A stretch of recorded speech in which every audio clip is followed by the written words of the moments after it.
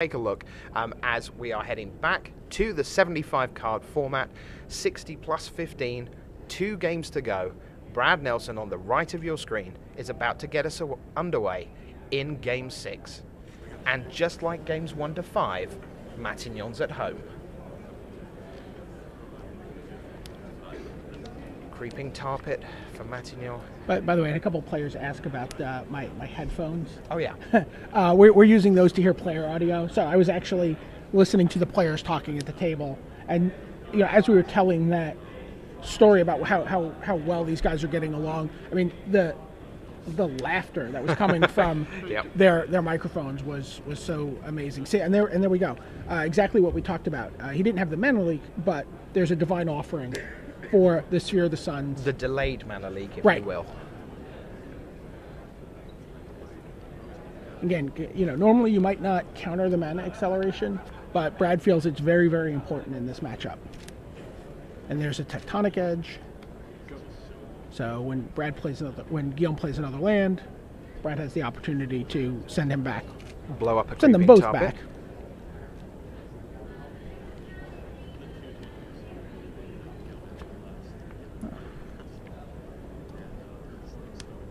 There's 2 Tectonic Edges for Brad. 4 mana. First Planeswalker of the game, it's Jace the Mind Sculptor. It's gonna And Stoic Rebuttal. And Spell Spell Pierce Pierce. back the other way. and that's not an option in Guillaume's deck. He does not have the sort of Yep.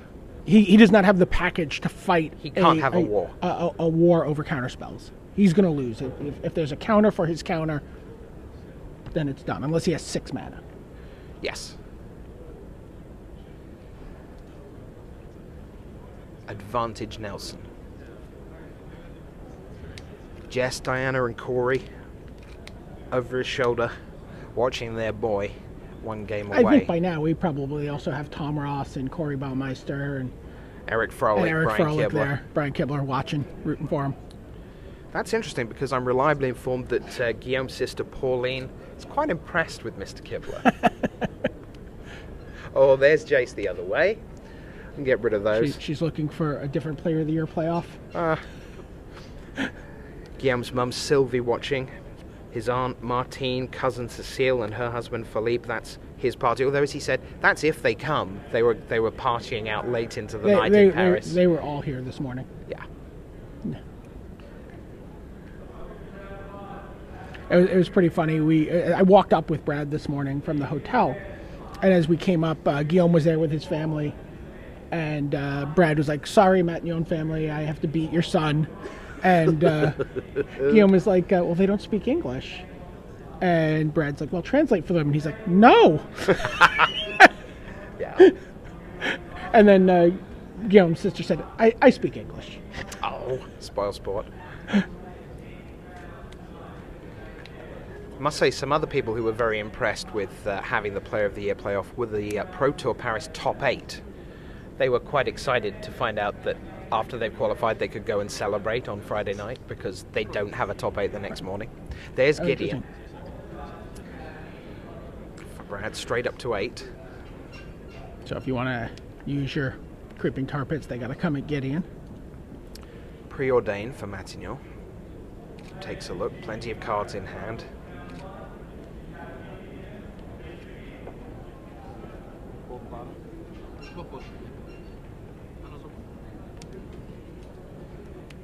Another preordained. Yep.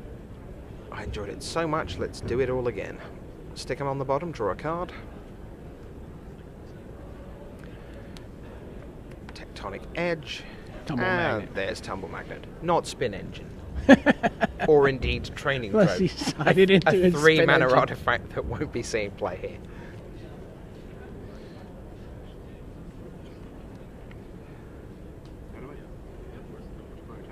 I'll animate Gideon. And Guillaume says that's fine. I have a life total, it's a resource. Take it. Elspeth. Tyrrell.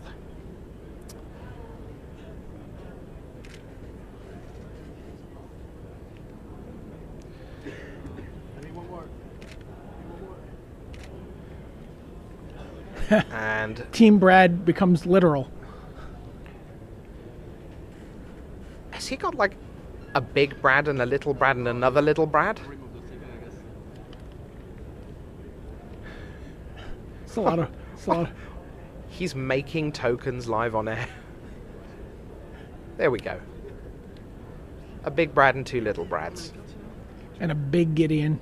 Yeah. And a big bad Elspeth.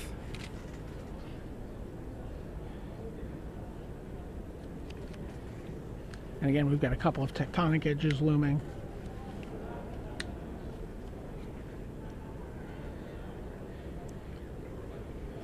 Animating those creeping tar pits could be fairly inefficient. The prophetic prism, a card Brad likened to air. Yeah. Another draw card. There's Creeping Tar Pit going in to kill Elspeth. Pass the turn. But the way Guillaume said go was not entirely confident.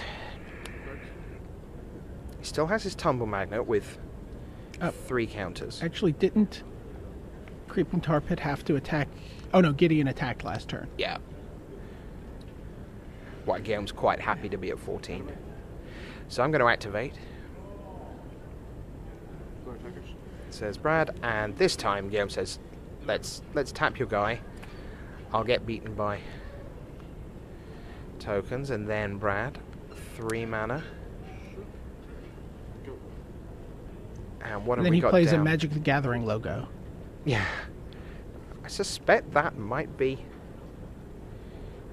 maybe, no. Is that a sword? People perhaps could Twitter in what they think that card might be. Yeah, I believe it's a sword of feast and famine. Body actually, and it's a body mind. and mind. We're playing magic charades here. There's Pyroclasm, but there's an answer from Brad. Matignon passes the turn. Are we close? He mana leaked to Jace, and then he spell pierced to Pyroclasm. Yep. 2 cards, says Guillaume. Yeah, that's probably game anyway. Yeah, it's probably game anyway. Whichever doesn't Are we about to have the playoff tie broken? The 67th point of the year, the 100th match win of the year for Brad. Sword goes on. Animate Gideon. Jaden.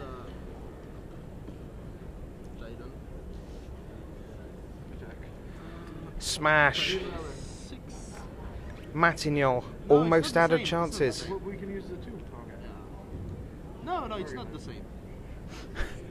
Take 5, I got a 6. Matignon at 6. 10 cards go away. Whatever. Matignon forced it back to standard, but it doesn't look like he's going to force game 7. Nelson's all over the table. He's just eating up real estate. Tectonic edge, set you back twice. And that could be the final passing of the turn One counter left Nelson. on Tumble Magnet. of 2010 season here at Magic Weekend Paris.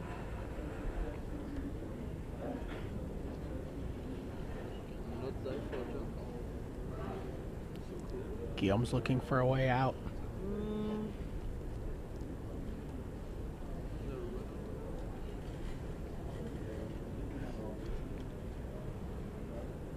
Has not been an American Player of the Year. Oh, there's Tezzeret. He's going to make a 5/5 Prophetic Prism. Stays that way forever.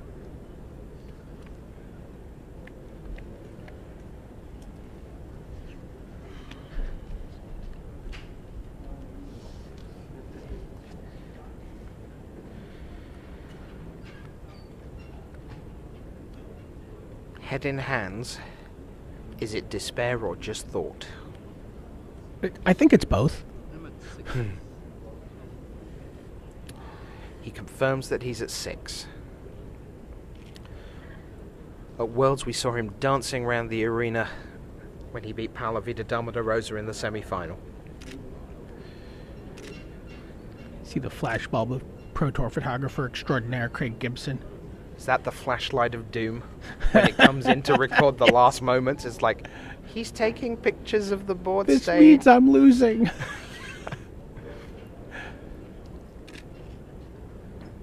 The presence of reporters has definitely betrayed critical game information at various times in Pro Tour history. Guillaume was particularly disappointed to find his family had left the arena. We signed up for the Grand Prix. Yeah.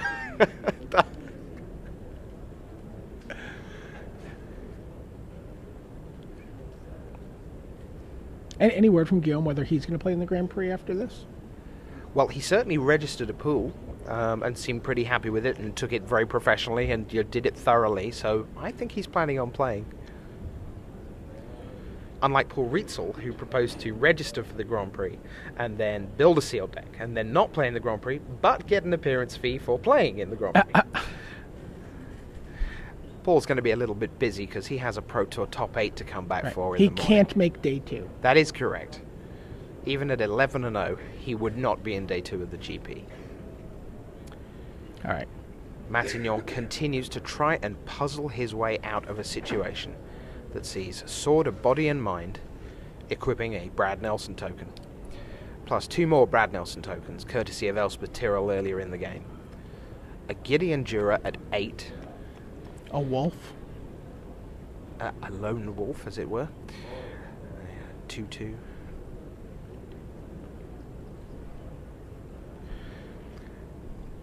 And Matignon's fight is with a 1 counter on Tumble Magnet. Brad's trying to decide right now is Tezzeret Angel who's he Rose. attacking.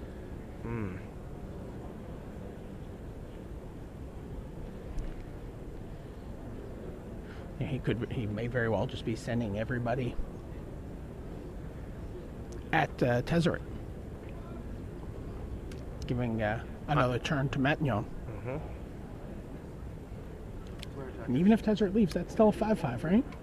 Declare attackers, says Brad. And Matignon is not going to exhaust the last counter on his Tumble Magnet.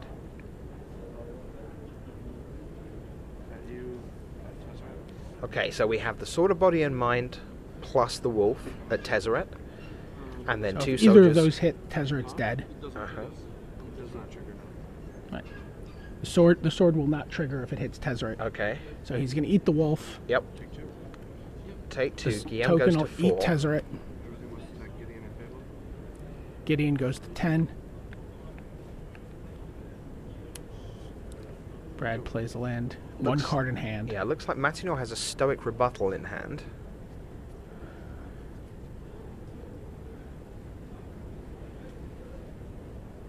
Well, attacks for 5, puts Yep. Gideon down to 5.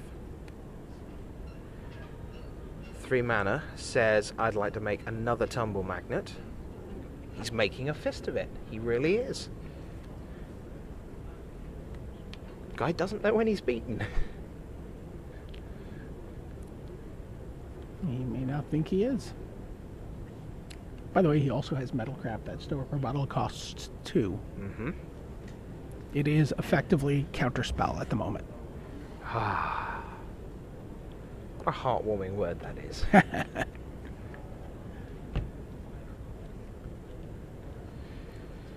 So when you saw Lightning Bolt in M10, you went scurrying through the rest of the spoiler hoping to see counterspell. Yes, like why did they choose Lightning Bolt? Who plays with that?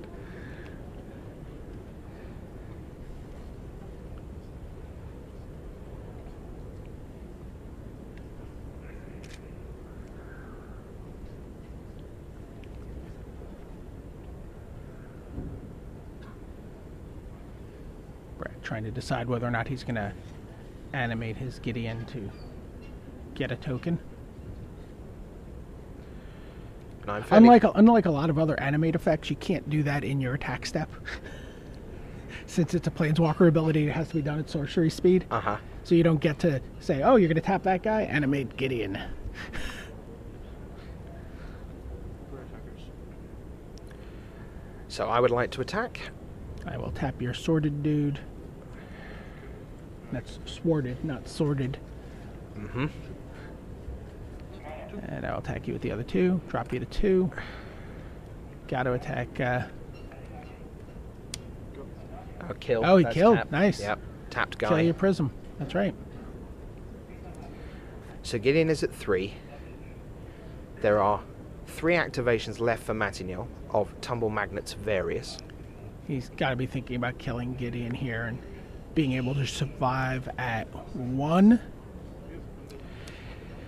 That is exactly what has occurred. Plays another tar pit. So he's going to be able to tap the 2, And take 1 and be at 1. right? And He's then have losing. only 1 tumble magnet left for the following turn. Mm-hmm. Oh. Preordain. Anything good? How about those 2 cards, Brad? Oh, one of them's good. Yep. Just puts it right in his hand. Oh, that one's another preordain. We just saw. Looks like he's looking at 2 spells. Looks like there's a Squadron Hawk there. It's about time one of those showed up.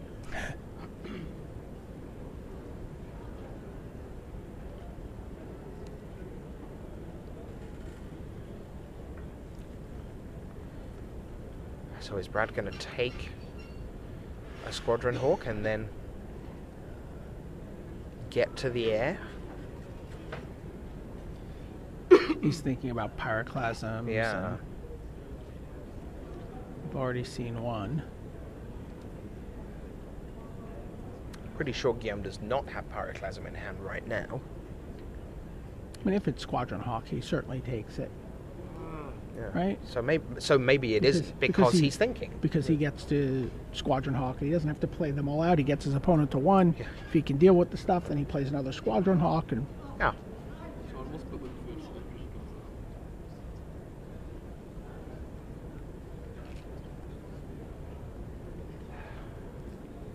Those 2 preordain cards is the scry is still just sitting there. sitting there. Those 2 cards. He looks again at them.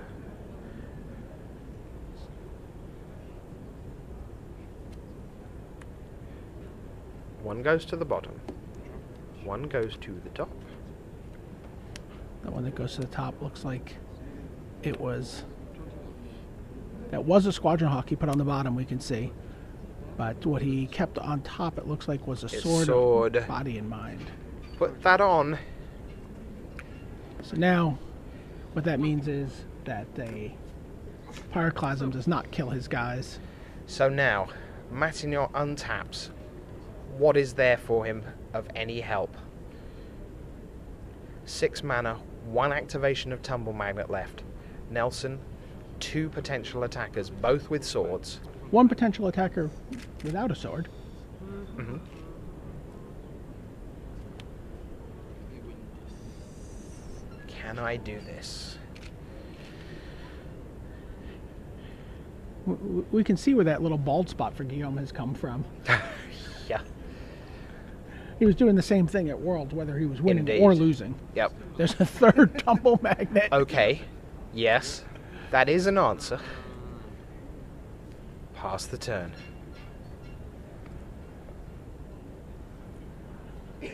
He has to use all 3 tumble magnets here. Oh, yeah. Unless he he's has to. he's an untapped mana. He can actually creeping tar pit. So there goes And a celestial Steel colonnade. Colonnade. Oh boy. 1 life separates Nelson from Player of the Year. I mean, when you're 20 points ahead of your opponent, you usually have won. That is true.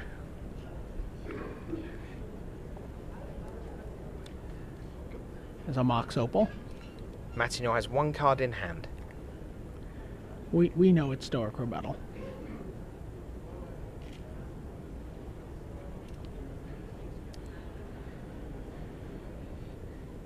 That Celestial Colonnade at the top right of your screen moves Are 2 of those little tumble bit forward. magnets empty? I believe they are.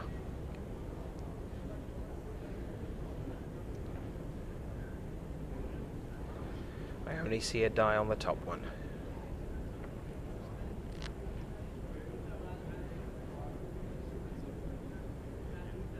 There is a tectonic edge, so the celestial colonnade is. Mm-hmm.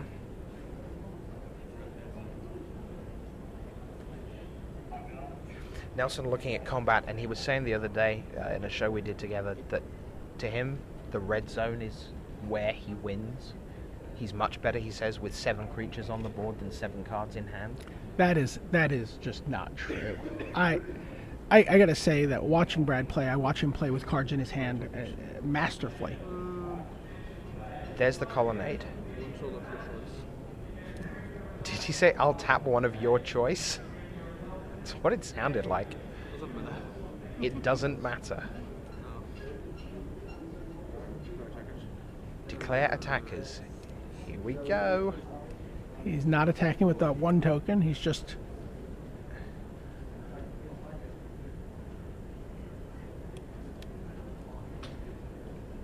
Oh, animates an Inkmoth Nexus. Uh-huh.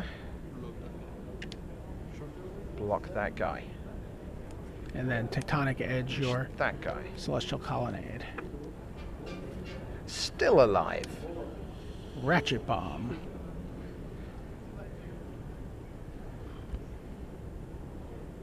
Do I counter that? What does that mean? Yeah, might as well. And with nothing in hand.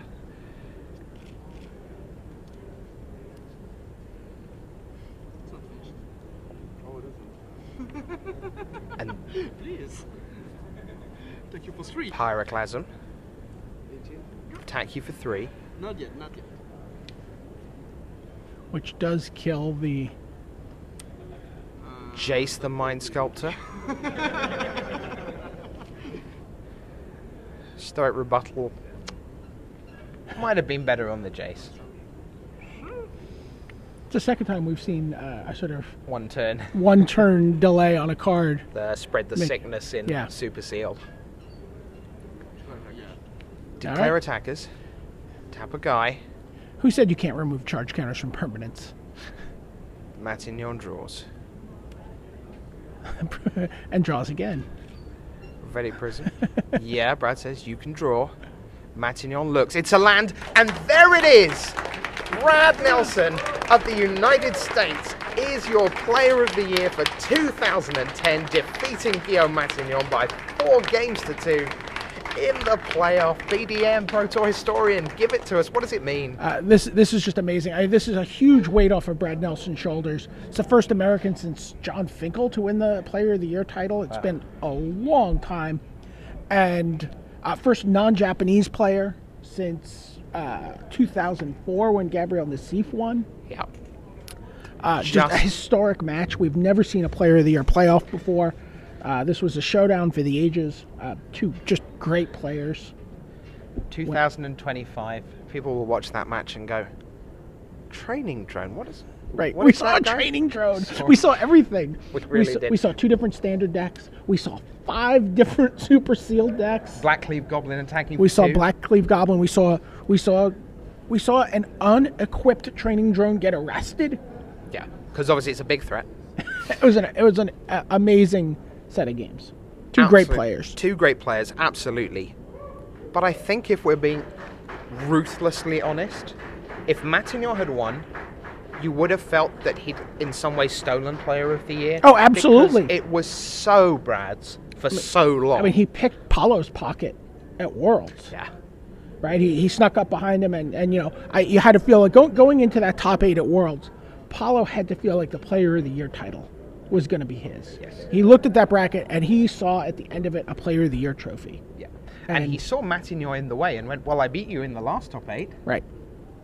So Matignon gave us an incredible ride, not just by winning Worlds and getting to the tie, but throughout this week he's been outstanding, and to get us back in what could easily have been a 3-0 sweep, we could have been out of here a long time before now, to get us back to standard, and even at the very end, he just will not lie down. No, absolutely. A tremendous addition. I mean, you to the saw Pro you saw Tour. actually he played the Prophetic Prism, and if Brad counters it, right, the game is over because Yep. he needs to draw a card, and he's just like, look, no cards in my hand. Like he's like, it's harmless.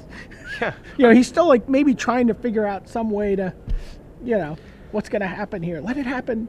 Let it resolve. Let me draw a card. It'll be more exciting. You know, just scrapping, clawing right up to the end. Yeah. Oh, But for Brad Nelson, 6 top 8s in 11 events. in 2010. That's crazy. Absolutely crazy. 3 Grand Prix top 8s, the Nationals top 8. Isn't this a historic match win for Brad? This is his 100th match win of the season. Just fantastic. 70% win ratio, just unheard of, pretty much. 67, 68, round about there. They were 1-on-1 head-to-head. Not anymore. Right. And you said it best. There was you invited the two of them, the two gentlemen, to indulge in a little bit of trash talk. And if you've ever seen people who don't do this very well, this was kind of good because Brad doesn't have a trash talk bone in his body. Brad is awesome at Magic. He is pretty bad at trash talk. That is true. He said, coming into this, this is his big opportunity. The boxing match pregame. Here we go. Give us some trash talk. The big hype went. Coming into this weekend, people thought this match was a tie. After this weekend, it won't be anymore. I can't think of a better way to end. Ladies and gentlemen, boys and girls, if you're in Japan, well, maybe you'll have a Player of the Year in 2011. He certainly had a good run. If you're in Europe, your boy did you proud, Guillaume Matignon. If you're in North America, in the middle of the night, thanks for staying up and being part of history. Get a good with night's us. sleep, Paradox, guys.